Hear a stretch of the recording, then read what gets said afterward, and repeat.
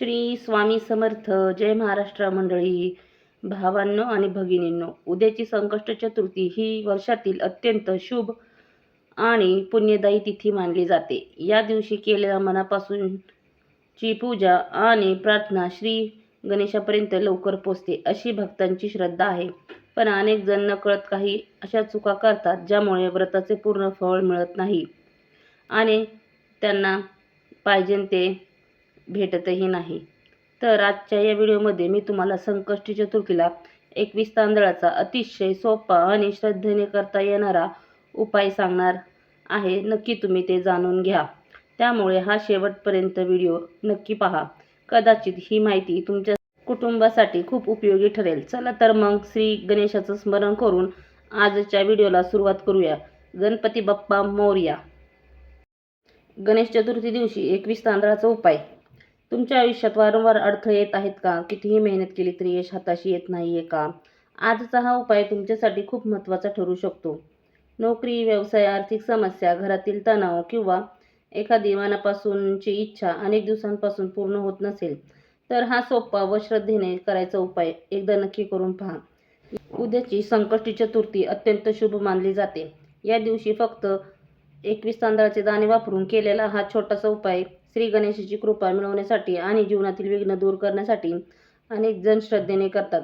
संकष्टी चतुर्थीच्या या पवित्र दिवशी श्रद्धेने केलेला हा उपाय सोपा आणि तुमच्या मनातील इच्छा पूर्ण होण्यासाठी प्रेरणादायी ठरू शकतो. आता हा उपाय कोणता आणि तो कसा करायचा ते पाहूया. नमस्कार मित्रांनो, तुमच्या सर्वांच्या आयुष्यात सुख, शांती आणि उत्तम आरोग्य लाभो ही श्री गणेश चरणी प्रार्थना. आजचा दिवस गणेश भक्तांसाठी अत्यंत महत्त्वाचा मानला जातो. अनेक जणांचा विश्वास आहे की श्रद्धा आणि भक्तीने केलेला गणेशाची उपासना मनोकामना पूर्ण होण्यास प्रेरणा देते. जर संकष्टी चतुर्थी मंगळवारी आली तर तिला अंगारकी संकष्ट चतुर्थी असेही म्हटले जाते. पण उद्याची संकष्ट चतुर्थी खूप महत्त्वाची आहे. या दिवसाला विशेष धार्मिक महत्त्व आहे. या दिवशी उपवास, गणेश पूजन, मंत्रजप आणि चंद्रोदर्शनानंतर व्रत सोडण्याची परंपरा आहे. भक्तिभावाने केलेली प्रार्थना मनाला सकारात्मक ऊर्जा आणि आत्मविश्वास देते. आता आपण एक अतिशय सोपा आणि श्रद्धेने केला जाणारा उपाय जाणून घेणार आहोत. यामध्ये फक्त 21 अखंड तांदळाचे दाणे वापरायचे आहेत. अनेकांना प्रश्न पडतो की एवढ्याशा तांदळाने काय होईल? धार्मिक परंपरेनुसार अखंड तांदूळ म्हणजे पूर्णत्व आणि शुभतेचे प्रतीक मानले जाते. हा उपाय आपल्या मनातील संकल्प आणि सकारात्मक भावनेशी जोडलेला आहे. श्रद्धेने केल्यास मनाला समाधान आणि आत्मविश्वास मिळतो. हा उपाय करण्यासाठी उपवास करणे बंधनकारक नाही. ज्यांना आरोग्य किंवा कामामुळे उपवास शक्य नसेल तेही हा उपाय करू शकतात. या कृतीत सर्वात महत्त्वाची गोष्ट म्हणजे मनातील श्रद्धा, शांतता आणि प्रामाणिक भावना. सकाळ, दुपार किंवा संध्याकाळ तुमच्या सोयीच्या कोणत्याही वेळी हा उपाय करू शकता. यासाठी विशिष्ट वेळेचे बंधन नाही. उपाय करताना घाई करू नका. शांत मनाने श्री गणेशाचे स्मरण करा आणि आपल्या कुटुंबाच्या सुख समृद्धीची प्रार्थना करा. हा उपाय पूर्ण श्रद्धेने आणि सकारात्मक भावनेने करा. प्रत्येक दिवसाची सुरुवात श्री गणेशाच्या स्मरणाने झाली तर मन प्रसन्न राहते. सकाळी उठल्यानंतर स्नान करून स्वच्छ वस्त्र परिधान करा. शक्य असल्यास हलक्या किंवा पिवळ्या रंगाचे कपडे घाला. त्यानंतर देवघरात जाऊन नेहमीप्रमाणे पूजा करा आणि आजच्या दिवशी श्री गणेशाला विशेष नमस्कार करून प्रार्थना अर्पण करा. घरात गणपतीची मूर्ती असल्यास तिची श्रद्धेने पूजा करा. फोटो असल्यास स्वच्छ कापडाने पुसून स्वच्छ ठेवा. पूजेतील सर्वात महत्त्वाची गोष्ट म्हणजे मनातील भक्ती आणि प्रामाणिक भावना. देवापर्यंत पोहोचणारी खरी गोष्ट म्हणजे श्रद्धा. मोठी विधी करणे आवश्यक नाही. लहानशी पूजा आणि मनापासून केलेली प्रार्थना तितकीच महत्त्वाची असते. त्यानंतर गणपती बाप्पांना दुर्वा आणि ताजी फुले अर्पण करा. जास्वंद उपलब्ध असेल तर उत्तम, नसल्यास इतर कोणतेही ताजे फूल चालेल. आता पूजा पूर्ण झाल्यावर देवासमोर तुपाची किंवा तेलाचा दिवा लावा. त्यासोबत अगरबत्ती किंवा धूप अर्पण करा. दिव्याची ज्योत ही ज्ञान, सकारात्मकता आणि मनातील अंधार दूर करण्याचे प्रतीक मानले जाते. त्यामुळे काही क्षण शांतपणे प्रार्थना करा. त्यानंतर श्री गणेशांना आपल्या भक्तिभावाने नैवेद्य अर्पण करा. संकष्टीच्या दिवशी शक्य असल्यास मोदकाचा नैवेद्य दाखवावा. मोदक उपलब्ध नसल्यास गूळ आणि खोबरे किंवा इतर सात्विक गोड पदार्थही नैवेद्य म्हणून अर्पण करू शकता. आता या उपवासातील मुख्य भाग सुरू होतो. यासाठी 21 अखंड तांदळाचे दाणे घ्या. तुटलेले दाणे वापरू नका. हे तांदूळ एक स्वच्छ वाटीत ठेवा. त्यावर थोडी हळद आणि कुंकू लावा. नंतर डोळे मिटून श्री गणेशाचे स्मरण करा आणि मनात आपल्या इच्छेचे सकारात्मक संकल्प करा. आता ही तांदळाची वाटी घेऊन श्री गणेशासमोर शांतपणे बसा. बसण्याची जागा स्वच्छ आणि प्रसन्न असू द्या. शक्य असल्यास आसन वापरा आणि पाठीचा कणा सरळ ठेवा. काही क्षण डोळे मिटून श्री गणेशाचे स्मरण करा. मनातील सर्व विचार शांत करून पूर्ण लक्ष प्रार्थनेकडे द्या. आता या उपायाचा मुख्य टप्पा सुरू होतो. तांदळाचा उपयोग कसा करायचा आणि कोणता मंत्र म्हणायचा हे लक्षपूर्वक ऐका. मन स्थिर झाल्यानंतर प्रथम गणपती बाप्पांना एक ताजे जास्वंदाचे फूल अर्पण करा. जास्वंद नसेल तर उपलब्ध असलेला कोणतेही ताजे फूल वापरू शकता. फूल अर्पण करताना मनात नम्रता, कृतज्ञता आणि भक्तिभाव ठेवा. हीच भावना पूजेचे खरे सामर्थ्य आहे. आता तुमच्यासमोर ठेवलेल्या 21 अखंड तांदळाच्या वाटीकडे शांतपणे लक्ष द्या. काही क्षण दीर्घ श्वास घ्या. डोळे मिटा आणि श्री गणेशाच्या कृपेने आपल्या जीवनात सुख, शांती आणि यश लाभावे असा सकारात्मक संकल्प मनात करा. आता काही क्षण शांत बसा. दीर्घ श्वास घ्या आणि मनातील चिंता बाजूला ठेवण्याचा प्रयत्न करा. त्यानंतर एक एक करून 21 अखंड तांदळाचे दाणे उजव्या हातात घ्या. प्रत्येक दाणा हातात घेताना श्रद्धेने ओम गण गणपतये नमः या मंत्राचा एकदा जप करा. मंत्र पूर्ण झाल्यावर तो तांदूळ गणपतीसमोर अर्पण केलेल्या फुलाजवळ किंवा चरणी ठेवा.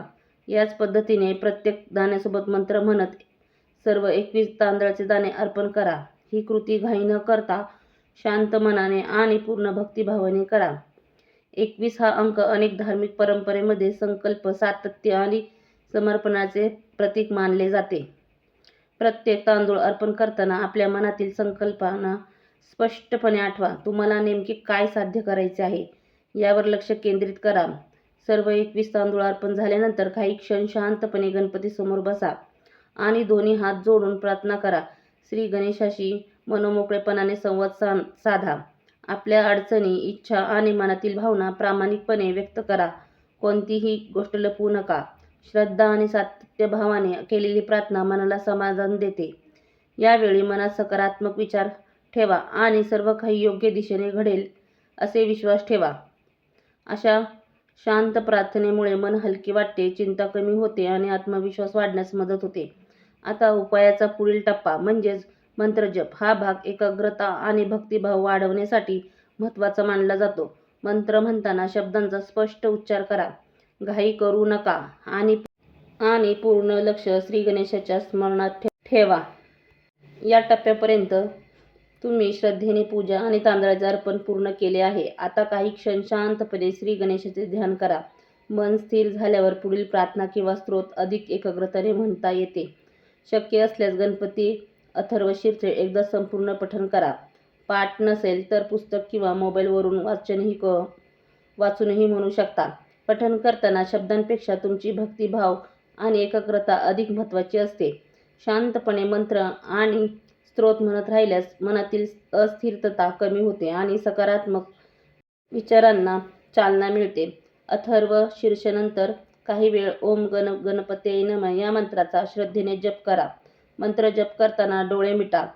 पाठीचा कणा सरळ ठेवा आणि श्वासावर लक्ष केंद्रित करा. प्रत्येक मंत्रासोबत श्री गणेशाच्या चरणी कृतज्ञता व्यक्त करा आणि आपल्याला जीवनात सुख, शांती व योग्य मार्गदर्शन मिळावे अशी मनापासून प्रार्थना करा. आता डोळे मिटून शांत आणि संत गतीने ओम गण गणपतये नमः या मंत्राचा जप सुरू करा. शक्य असल्यास या मंत्राचा 108 वेळा जप करा. अनेक परंपरांमध्ये 108 हा अंक पूर्णत्व आणि साधनेचे प्रतीक मानले जाते. मंत्र म्हणताना घाई करू नका. प्रत्येक उच्चार स्पष्ट आणि मनापासून करा. जप दरम्यान मन दुसरीकडे गेले तरी काळजी करू नका. पुन्हा प्रेमाने आणि शांतपणे मंत्रावर लक्ष केंद्रित करा.